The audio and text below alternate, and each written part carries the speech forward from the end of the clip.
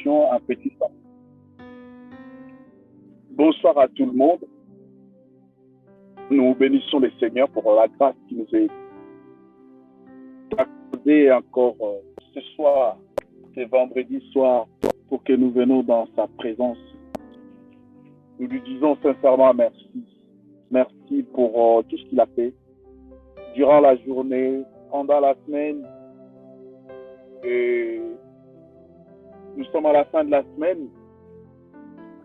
Il nous fait encore la grâce de pouvoir nourrir notre esprit avec sa parole. Je voudrais que nous prenions nos Bibles dans le livre des Jean. Je vais faire une longue lecture peut-être, mais peut-être que je ne saurais pas finir toute mon exhortation. Je vais essayer de faire ce que je sois compris. Je vais essayer de compacter cela pour ne pas déborder. Nous sommes vendredi. Nous allons prendre nos Bibles dans le livre de Jean chapitre 15. Je vais lire la parole de Dieu. Je lis dans le livre, dans la version 8 secondes. Je suis les cep et mon père est les vignerons. Tout sarment qui est en moi et qui ne porte pas de fruits, il le retranche. Et tout sarment qui porte du fruit, il le monte, afin qu'il porte encore plus de fruits. Déjà, vous êtes purs à cause de la parole que je vous ai annoncée. Demeurez en moi et je demeurerai en vous.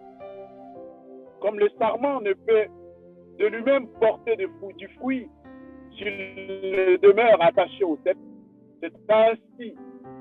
Vous ne le pouvez pas non plus si vous ne demeurez en moi. Je suis le cep. Vous êtes les sarments.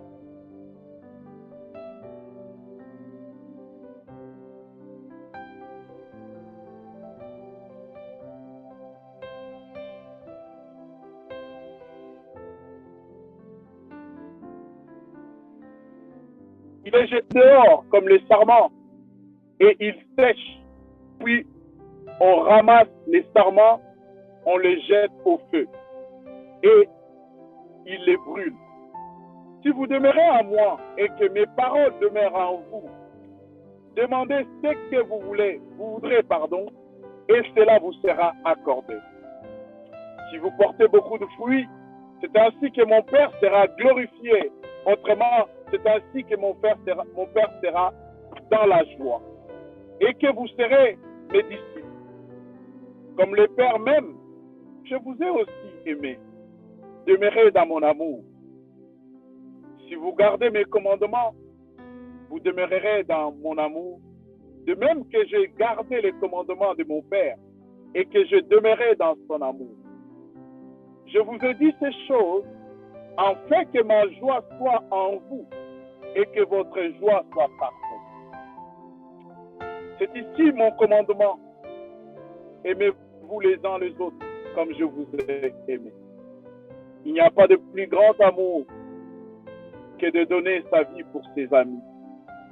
Vous êtes mes amis si vous faites ce que je vous ai commandé. Seigneur, bénis cette parole. Quelqu'un a besoin d'écouter cette parole et je pense que c'est moi. Cher Saint-Esprit,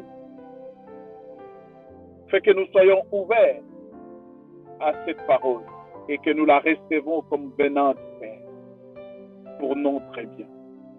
Seigneur, fais du bien à quelqu'un, encourage quelqu'un, fortifie quelqu'un, soutiens quelqu'un, Seigneur, dans ses faiblesses, dans ses questionnements, Seigneur. Je prie que quelqu'un reçoive une réponse ce soir.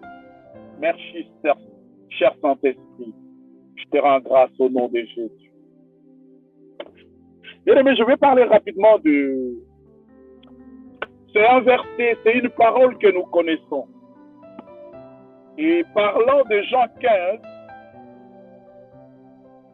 en nous qui sommes depuis un certain temps dans les choses de Dieu, je pense que nous avons déjà écouté des messages par rapport à Jean chapitre 15. Nous avons écouté des prédications selon ce que le Saint-Esprit a inspiré. Ce n'est pas un chapitre, ce n'est pas une parole qui nous est étrangère. C'est une parole que nous connaissons, c'est un chapitre que nous connaissons. Mais ce soir, j'aimerais que nous puissions revenir encore là-dessus parce que le Seigneur, il veut nous parler par rapport à ça. Bien-aimés, nous sommes dans un contexte où le Seigneur veut rassurer à son peuple, rassurer à ceux qui le suivent. En les rassurant, il voudrait montrer aux disciples quelque chose qu'aujourd'hui nous négligeons très souvent. Bien-aimés, aujourd'hui, lorsque nous regardons la configuration ou ce qui se passe à l'Église, des fois nous nous posons des questions. Est-ce que telle personne, est-ce que je suis, est-ce que ce que je vois, c'est toujours ce qui est dit dans la parole, est-ce que c'est ce qui devait être? On a des doutes, on a comme des zones d'ombre qui ne sont pas éclairées par rapport à ce que nous voyons. Et des fois, nous disons même, oh, c'est des loups solitaires, c'est des loups galeux, c'est des brebis galeuses. Mais écoutez-moi, bien-aimés, ici, nous sommes face à une situation où le Seigneur, si nous descendons plus bas, il va donner aux disciples le Saint-Esprit. Il va dire, recevez le Saint-Esprit. Il va leur donner le Saint-Esprit. Mais avant cela, il prend une figure pour illustrer sa relation, pour illustrer sa mission, pour illustrer ce qu'il est réellement, ce que nous devrions réellement comprendre de lui. Il va dans le domaine viticole. Il va dire, moi je suis les sept, pardon. Vous êtes des sarments. Et mon père est les vignerons.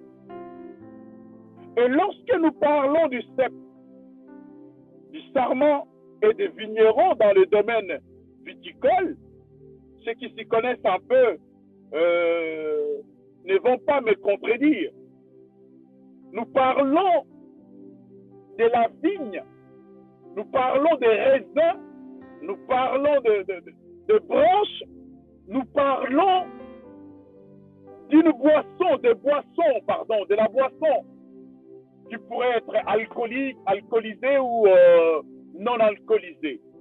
Et le Seigneur, il dit, moi je suis les cèpes. Les cèpes, c'est quoi? Les cèpes, c'est les troncs, c'est les troncs par lesquels les sarments sortent. C'est les troncs qui portent les sarments avec le fruit de la vigne. On appelle ça sarment, on appelle ça cèpe. Et les sarments viennent se greffer, en fait. C'est une branche de cèpe qui sort, et par cette branche sortent les fruits. Et Jésus dit, moi je suis ces sarments. La sève, tout ce dont le cèpe a besoin, et le sarment a besoin pour porter des raisins, c'est moi en fait.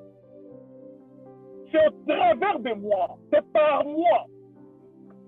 Si le sarment n'est pas attaché au cèpe, c'est un sarment mort, c'est un sarment qu'on a déjà coupé.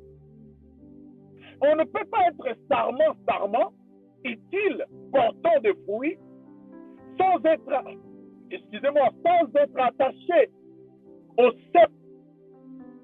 Et le Seigneur prend une illustration terre à terre.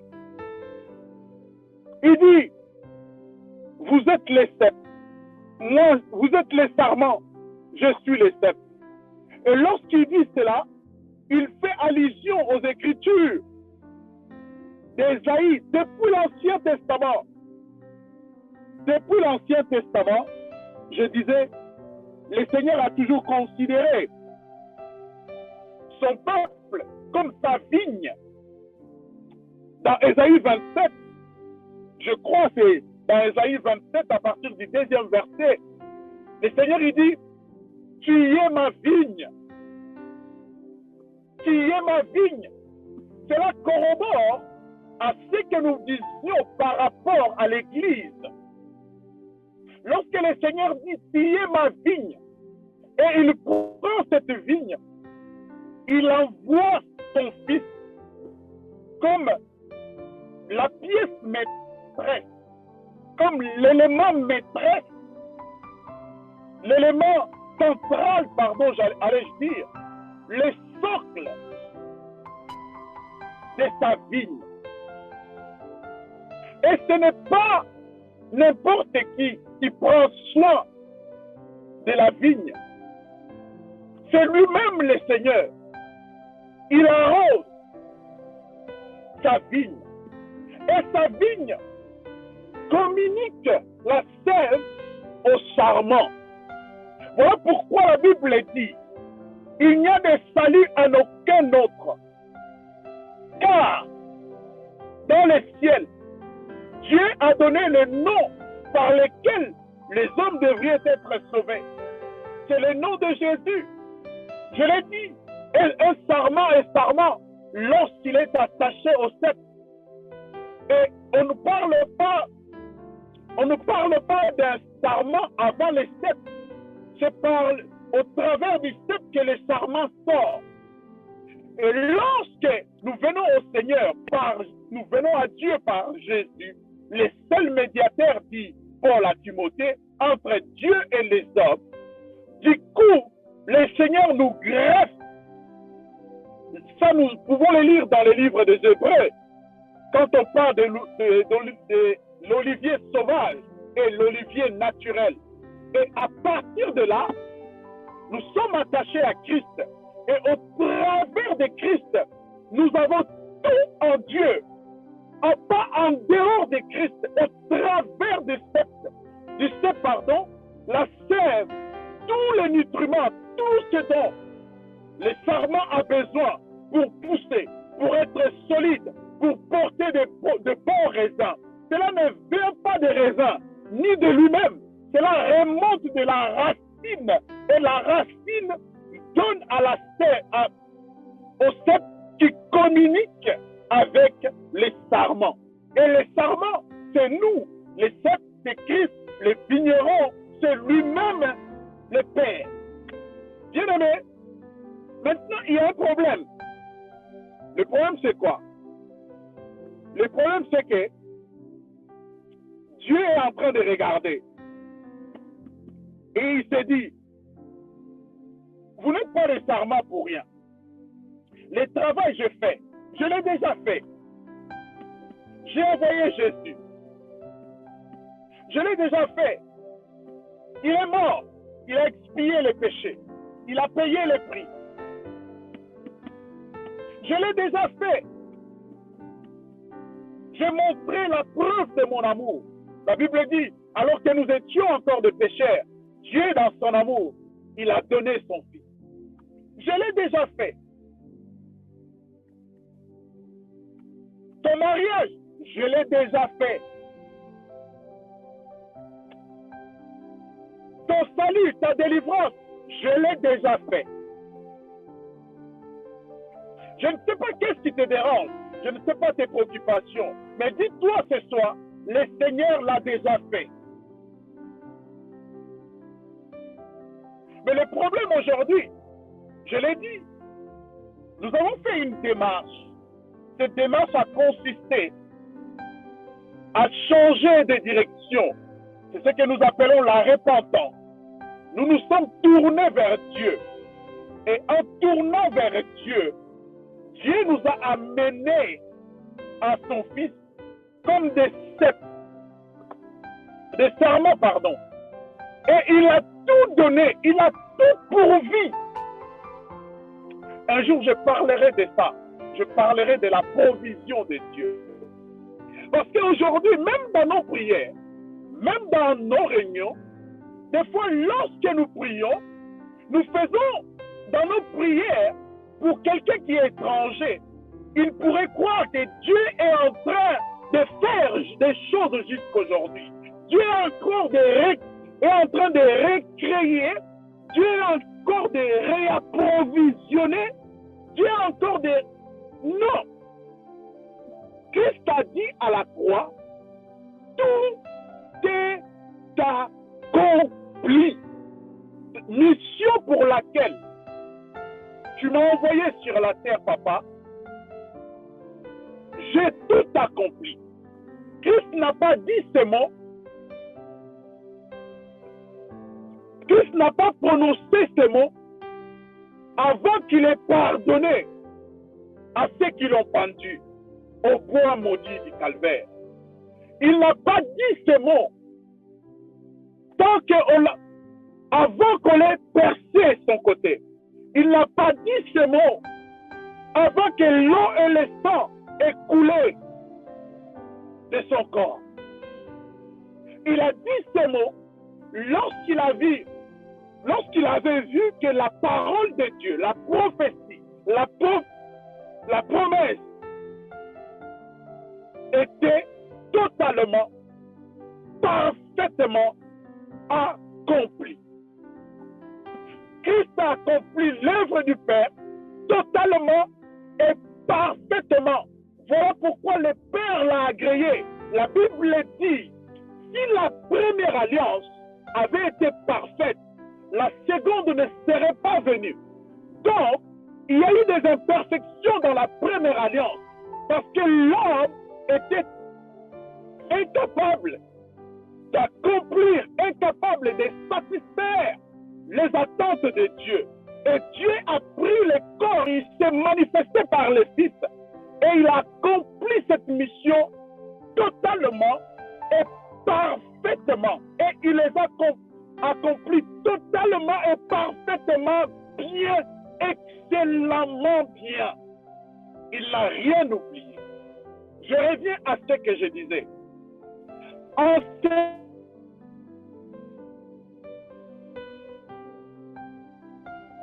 bien-aimé, les personnes, pour contempler, vous n'êtes pas des serments pour ne rien faire. Vous devriez porter des fruits. Aujourd'hui, les gens se cherchent de délivrance. Laissez-moi nous dire, si je suis en Christ, si je suis encore dans une église édifice et que je vais chercher ma délivrance, je dois me poser des questions. Est-ce que j'ai Christ en moi? Est-ce que Jésus vit en moi? Est-ce que Jésus est ma vie? Nous l'avons dit et nous ne cesserons de le dire. Dans la sotérologie, dans le salut est un package. Dans le package, il y a la délivrance. Tu ne peux pas prendre un bouquet, je dis comme ça rapidement, je prends un abonnement Orange. Et dans cet abonnement Orange, il y a le forfait Internet, il y a le forfait les appels gratuits, il y a le forfait MMS gratuit. Si je prends cet abonnement, je n'ai plus à appeler Orange pour dire à Orange, est-ce que Orange, vous pouvez me donner un abonnement des appels gratuits, vous pouvez me donner un abonnement des MMS gratuits, des SMS gratuits. C'est un package et le salut est pareil. Dans le salut, d'ailleurs le mot salut veut dire sauver. Le mot sauver, lorsque nous analysons tous les dérivés du mot sauver, il y a le mot qui revient affranchissement, délivrance. Ce n'est pas ça ma prédication de ce soir. Je suis en train d'aller quelque part. Je dis, le Seigneur il dit ceci. Tout serment qui est à moi et qui ne porte pas de fruits, le Père, c'est le Père, le il là, c'est le Père. Il le retranche. Et tout serment qui porte du fruit, il le monte afin qu'il le porte encore plus de fruits. Alléluia.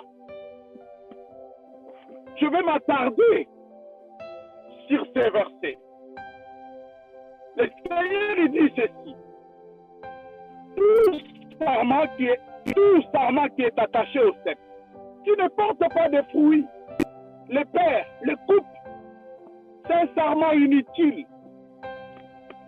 C'est un serment qui ne sert à rien. C'est le Père lui-même qui prend soin de les couper. Chers bien-aimés, notre préoccupation ne doit pas être de savoir quel hôtel mes parents ont construit, quelle alliance mes parents ont conclue, quels sont les démons que mes parents ont eus, mes grands-parents. Notre première préoccupation doit être, est-ce que je suis encore au Seigneur? Est-ce que je porte des fruits dont il attend de moi? C'est ça notre préoccupation. Notre préoccupation ne doit pas être des liens, des hôtels. Toutes ces choses peuvent exister. Je ne m'en disconviens pas. Mais ces choses n'existent pas pour un enfant de Dieu, bien-aimé dans le Seigneur. Les gens de Lingala disent, moi, dans mon kondiako takabolo côté. On n'arrête jamais un prince.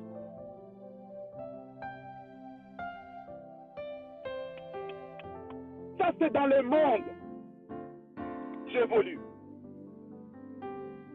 Ce serment-là, ce n'est pas le pasteur. Peut-être que tu es là à cause d'un malentendu avec ton pasteur ou avec quelqu'un de ton église. On t'a mis de côté, on t'a chassé, on t'a marginalisé. Bien-aimé, ce n'est pas le problème. Tant que tu es attaché au cep et que la fève du cep, la fève de la racine monte à toi, oh, je te dis, vas-y, porte de fruits. Porte de fruits. Les hommes peuvent t'excommunier, mais si Dieu a jeté son choix en toi, oh, tu porteras, tu iras. Le Seigneur lui dit, allez et portez des fruits, tu porteras des fruits. Et je dis, nous sommes face à des serments. Il y en a un qui ne porte pas de fruits. Il est attaché au Seigneur. Le problème, ce n'est pas qu'il n'est pas attaché. Il est serment. Vrai serment. Mais il ne porte pas de fruits. Le Seigneur, il dit, ce serment, il va être coupé. On va l'enlever. Mais il y a un autre serment, bien-aimé. Ce serment, la Bible dit, il porte de fruits. Et qu'est-ce que le Père il fait? Le Père le montre. Afin qu'il porte encore beaucoup de fruits. Oh! Frère Satel bénit le Seigneur. Bien-aimé, aujourd'hui, il y a une forme d'évangile. Il y a un courant d'évangile qui ne prêche plus ces choses. Oh, bien-aimé, les gens peuvent te voir dans les problèmes, dans les difficultés. La première des choses, c'est quoi? Oh, cela vient de ton papa. Cela vient de ta mère. Cela vient de ton foyer. Vient de ta femme ou de ton mari. Cela vient d'un tel et de tel. Mais écoutez ce que la Bible dit. La Bible dit, les serments qui portent le fruit, les pères les montrent, afin qu'ils portent encore beaucoup de fruits. Alléluia. Vous savez, les verbes immondés, je vais aller pas loin, pas chercher loin. Les verbes immondés veut dire tout simplement élaguer, tailler, enlever les mauvaises herbes, enlever les mauvaises choses. Enlever ces choses. Et c'est qui le fait? Les pères. Les pères viennent voir le frère Satel. Oh Satel, je sais, je te vois. Tu m'aimes et tu fais des choses.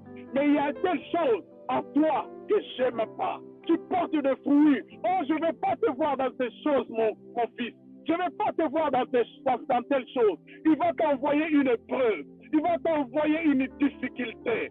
Cette difficulté, cette épreuve va t'amener à la réflexion, va t'amener dans une profonde compréhension des choses de Dieu. Et cette épreuve va t'amener à comprendre que telle chose n'est pas bon. Je dois m'approcher, je dois m'accrocher. Ce que je fais n'honore pas mon Dieu. Ce que je fais ne glorifie pas. Jésus a dit, le fruit que nous allons porter serait pour que son Père se glorifie. Ce n'est pas pour qu'un homme, ce n'est pas pour que moi, les serments, je me glorifie, mais cela serait pour que son Père se glorifie. Aujourd'hui, nous nous glorifions parce que nous avons des grandes églises. Est-ce que le Père se glorifie-t-il dans ton église? Nous nous glorifions parce que nous avons de belles femmes, de belles voitures, de beaux costumes. Est-ce que le Père te glorifie dans ça? Alléluia. La Bible dit dans Jacques, après que nous avons surmonté une épreuve, cette épreuve n'était qu'un moyen pour que nous expérimentons la puissance, la bonté, la gloire de quoi notre Dieu est capable. Oh, toute épreuve n'est pas satanique. Toute épreuve n'est pas le fruit d'une alliance ou d'un lien quelconque. Non! Non, le Père lui monde. Le Père vient couper, vient élaguer. Viens élaguer. Je vois mon fils, tu es très coléreux. Il t'envoie quelqu'un qui t'embête à mort. Il t'envoie une femme que tu ne comprends pas. Tu te dis, cette femme elle-même, je l'aime aussi. Nous nous aimons. Mais il fait des choses qui m'énervent. Des choses qui me poussent. Des fois, j'ai envie de l'étrangler. Mais le Saint-Esprit me retient. Oh, bien-aimé, le Seigneur est en train de te laguer. Le Seigneur est en train de te transformer. Il est en train de te tailler. Il veut que tu portes le fruit. Et le fruit, bien-aimé, nous allons voir le fruit. Aujourd'hui, les gens ne cherchent plus le fruit. Les gens cherchent qui m'a attaché. Un enfant de Dieu attaché. Je n'ai jamais lu dans ma Bible ces choses. C'est du mensonge, c'est de l'hérésie. Et parole de Dieu, tout ce qui est révélé est parole de Dieu. Tout ce que vous nous amenez, c'est des ingrédients. On laisse à biso bakiri, bakirikuma, des épices que nous ne sommes pas habitués à manger. Après avoir mangé, nous puons de la bouche. Ces choses ne viennent pas de Dieu.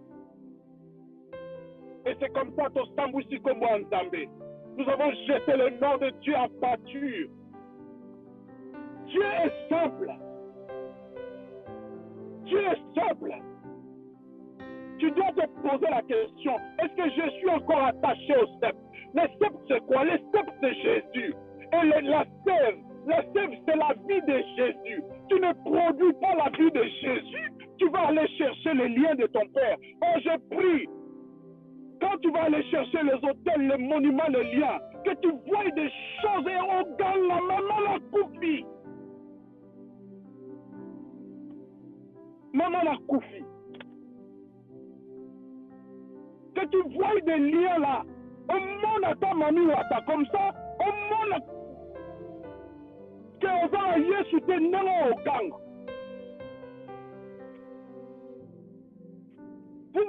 Vous blaguez avec les choses spirituelles. Vous ne connaissez pas les choses spirituelles, bien-aimés. Il y en a certains qui ne connaissent pas les choses spirituelles. Ils ne connaissent pas les choses de Dieu. Je voudrais encourager mon frère. On a prié pour lui. Il était dérangé dans ses sommeils. Parce qu'il a parlé là. Il a dit la vérité. Bien-aimés, les diables n'aiment pas qu'on les titille. Si tu vois, tu fais des choses et tu es tranquille dans ton coin, tu n'es pas bousculé. Oh, pose-toi la question. Je suis encore un enfant de Dieu. Je suis encore son serviteur. Est-ce que je suis encore sur la bonne voie? Celui qui n'est pas avec nous est contre nous. Si le diable ne te titille pas, pose-toi la question, est-ce que tu n'es pas avec lui?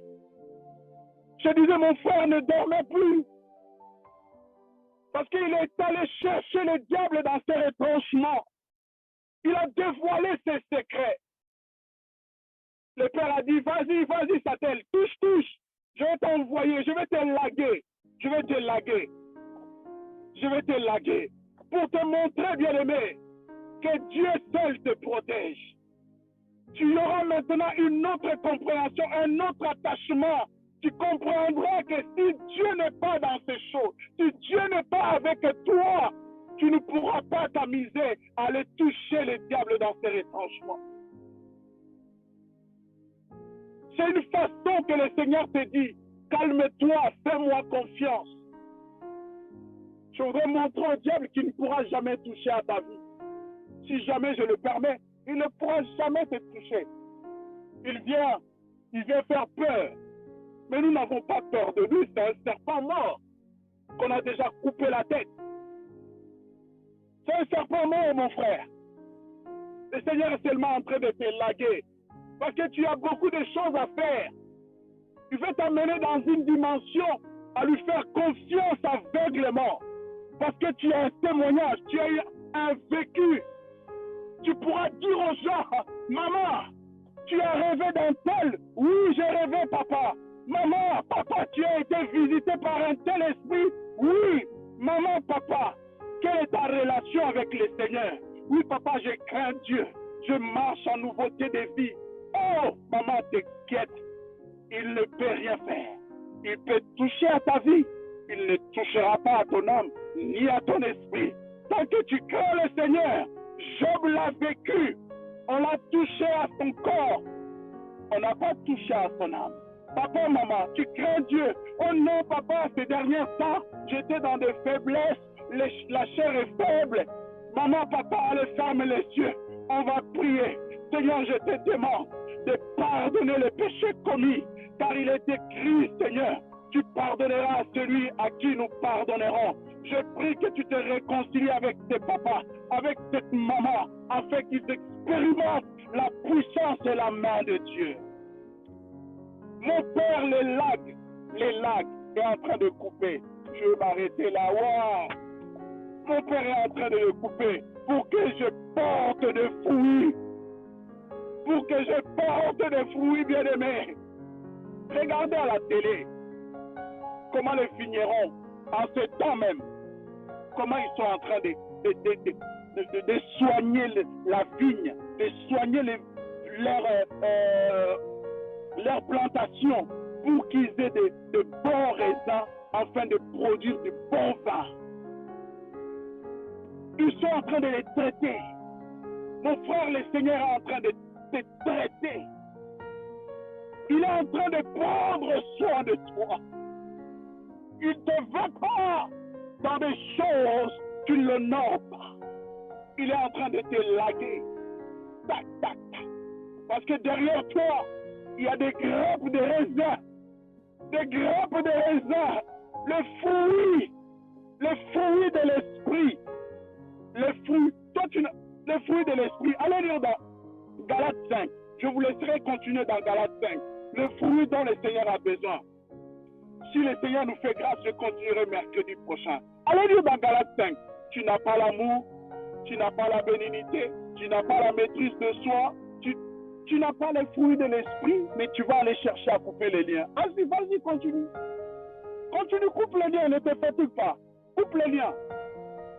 Tu vas passer tout ton temps, au lieu de regarder à ta vie, au lieu de te poser de bonnes questions. Et aujourd'hui, franchement, nous sommes des chrétiens édifices dépendants.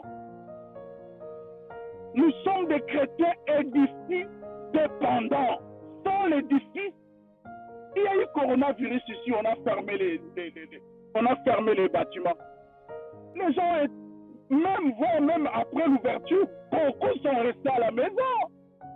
Parce que ce n'était pas des sarments attachés au sceptre. Ce n'était pas un sarment attaché au sceptre. Oh bien-aimé, Noé avait reçu la mission. À ce moment-là, il était attaché au sceptre. Même sous dans la mer, il ne pouvait pas perdre la vie. Parce que sa vie ne dépendait ni de la baleine, ni de la mer. Sa vie dépendait du sceptre. Sa vie dépendait du vigneron. Je suis désolé. Seigneur, bénis ta parole dans nos cœurs. Aide-nous, Seigneur. Nous voulons être attachés à toi pour porter des fruits. Aide-moi, Seigneur, à continuer ces messages le mercredi prochain si j'aurai si je serai dans le programme. Sinon, Seigneur, bénis cette parole, que cette parole fasse du bien à quelqu'un. Au nom de Jésus.